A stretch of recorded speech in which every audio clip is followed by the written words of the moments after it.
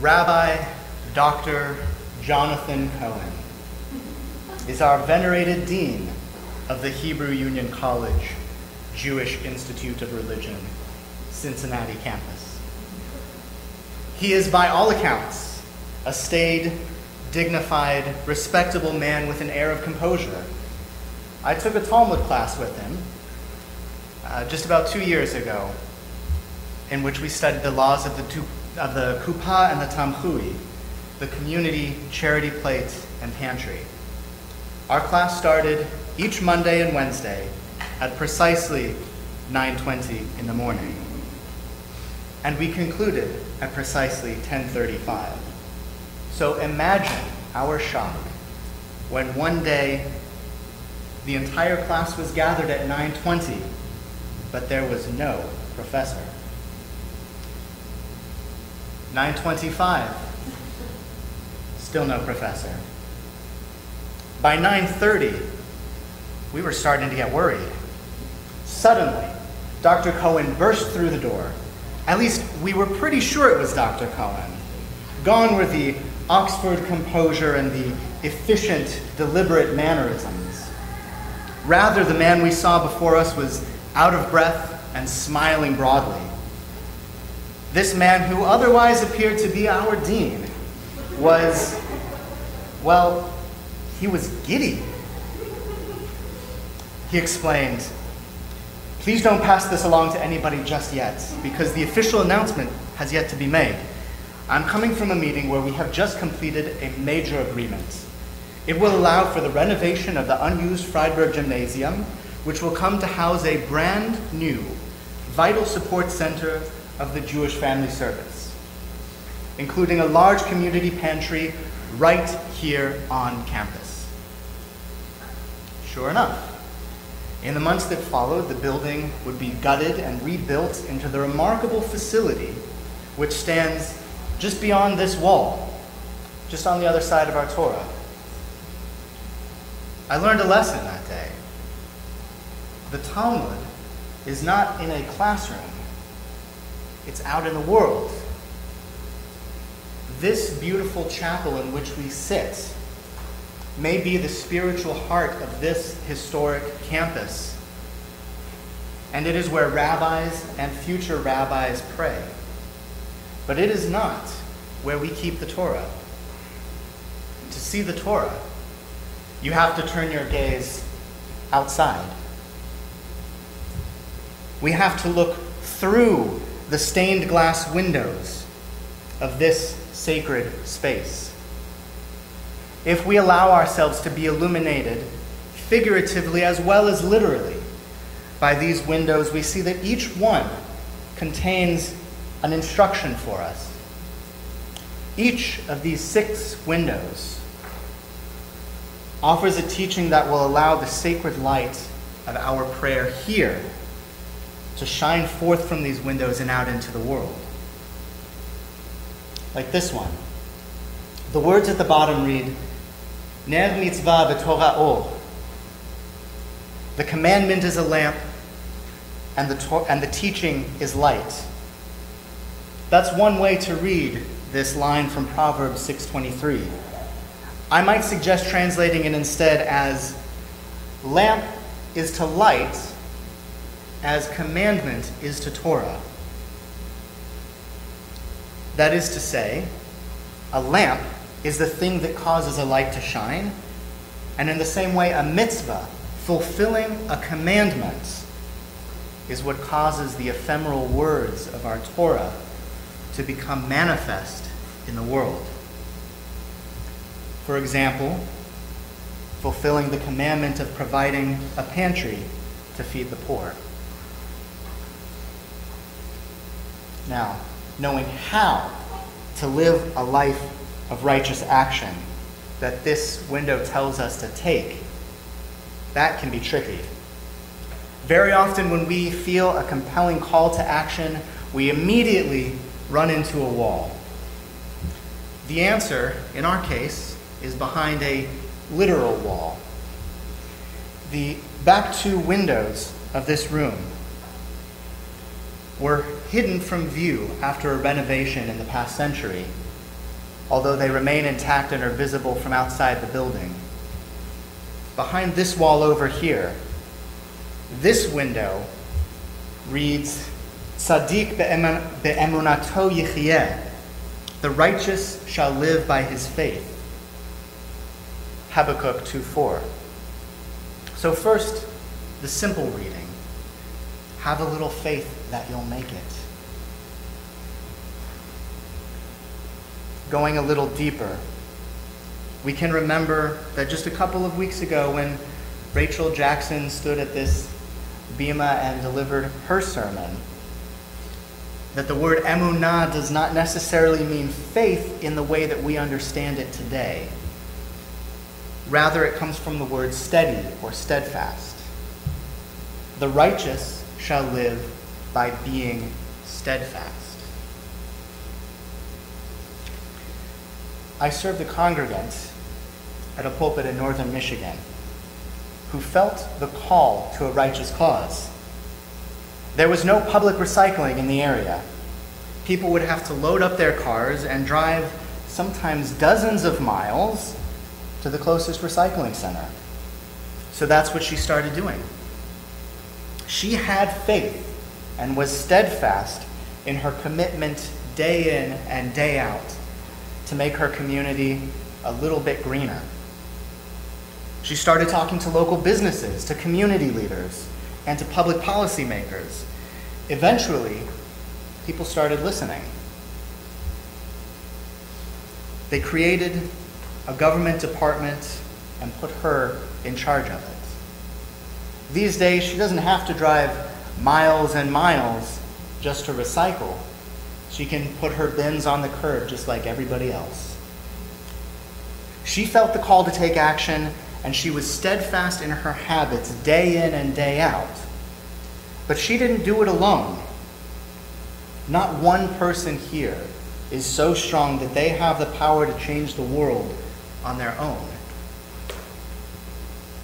This window tells us that. Lo b'chayil v'lo b'koach ki im b'ruchi. Many of you know this quote from Zechariah 4:6 in English.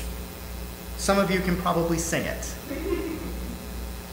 Not by strength, not by might, not by power, but by my spirit. We all want to change the world, or at least get through this semester. At some point in life, usually at lots of points in life, we need that something extra, that ruach, that spirit.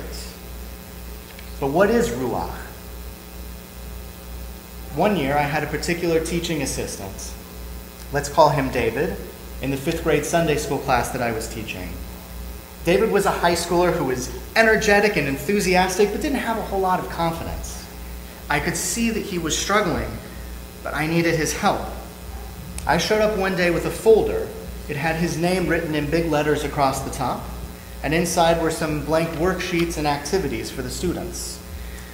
You see, this particular year, I had a number of students who would finish activities very quickly and then be left with nothing to do while they were waiting for other students. Sometimes they would even start to get rowdy.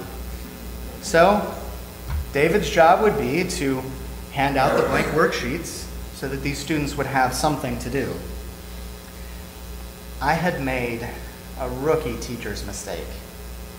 I should have known that 5th graders would never agree to do extra work in Sunday school. Yet something amazing happened. David was so excited about it that the students got excited too. They didn't see these as assignments from the boring old teacher, but a way to impress this cool high school kid. Pretty soon, the students were even bringing in work that they had done at home, drawings and poems, so that they could show them in class. Ruchi in this verse means God's Spirit. That means it's not an internal drive or an internal ability. It comes from elsewhere. I needed David's help. I gave him the encouragement and the ownership to do something he didn't know he could do, and he ended up inspiring me.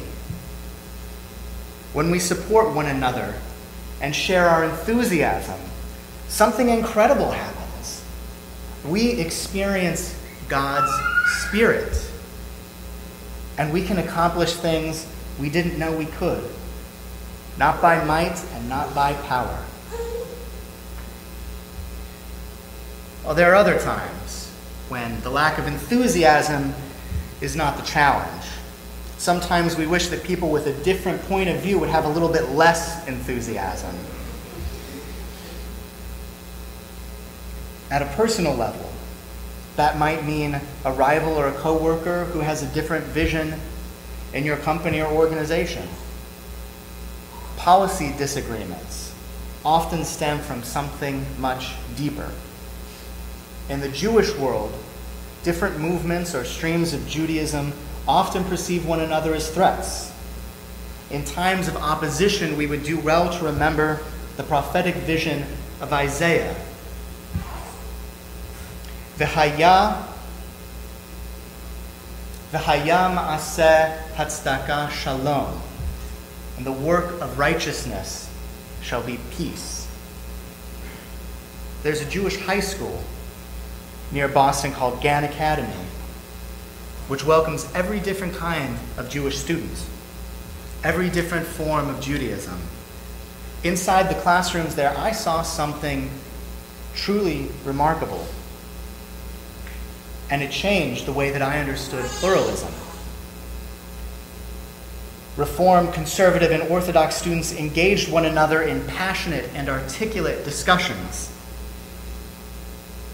As I listened, three things became apparent to me.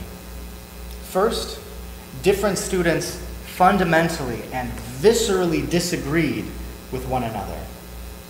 Second, being exposed to people they disagreed with helped them to better understand and express their own point of view.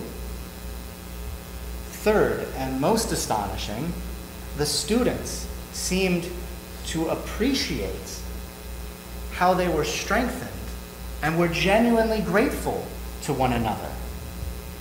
Disagreement doesn't have to mean strife. We can work peaceably and righteously. We can work this way with people and organizations who support some of the very principles that we oppose, not by compromising and finding a middle ground, but by embracing a diversity of approaches, even in competition with one another. There's a reason that gas stations and restaurants, in competition with one another, open up right across the street. They don't lose customers to one another. On the contrary, they're actually strengthened by the opposition. The key, of course, is having something substantial to offer. That window includes a commandment from Exodus 19:6. V'atem tihiyu li mamlechet kohanim v'goy kadosh. It's a little bit hard to read from this angle. It means, you shall be to me a kingdom of priests and a holy nation.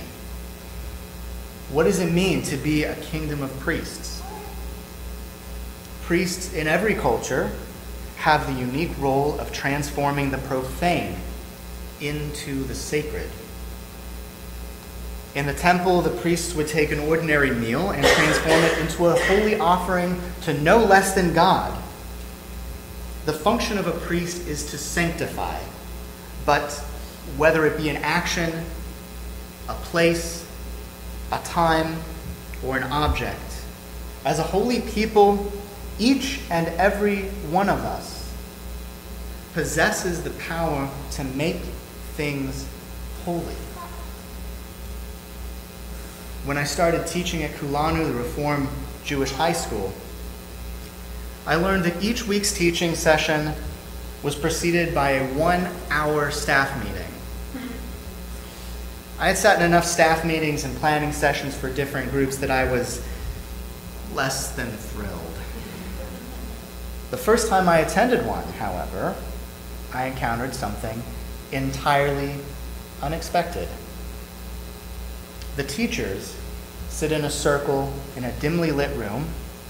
They place their cell phones in a basket by the entrance so that they can't be a distraction.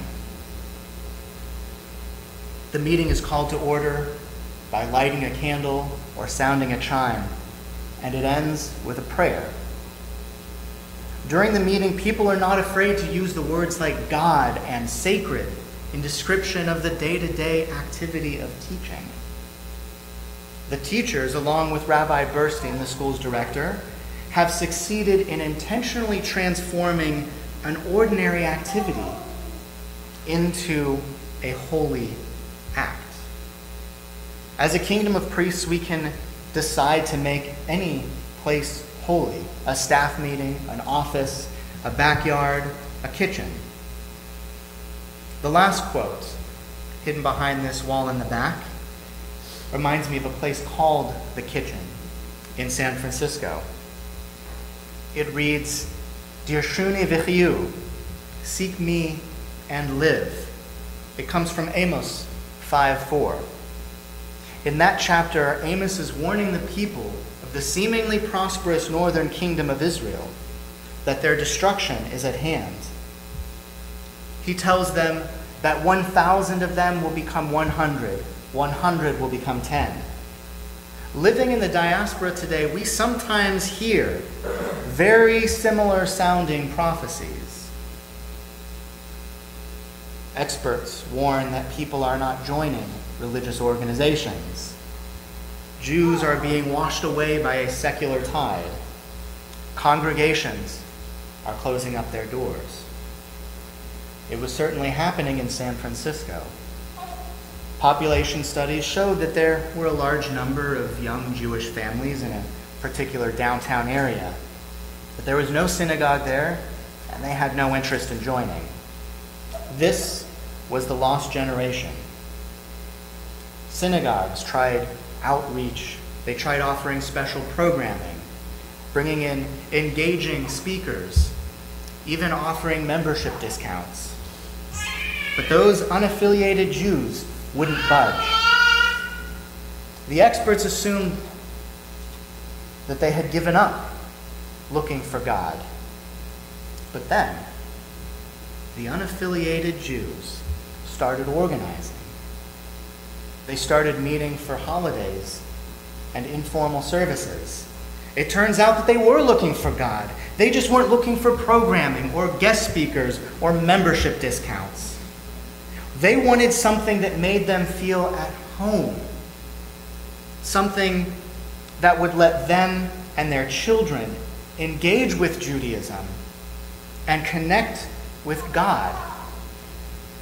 Something that they would feel in their souls. A talented young rabbi named Noah Kushner moved her own family to the area and became the driving force in the movement. They called it the Kitchen. The prayer service is energetic and musical, and at the end they move the ark aside, open up a temporary wall to reveal a beautifully set dining room where they share a home-cooked meal as a community. Through the words of Amos, God tells us exactly why it is so important to follow these instructions found on these windows. Dirshuni v'chiyu, seek me and live. Our survival may depend on it. Fortunately, these are instructions we can follow. Take real actions. Be steadfast in your ideals. Share your enthusiasm. Make peace by recognizing the strength that our rivals give us. Make ordinary places holy. And remember that it isn't about programming or membership. It's about people connecting with God. By following these instructions, we can discover the light of the Torah.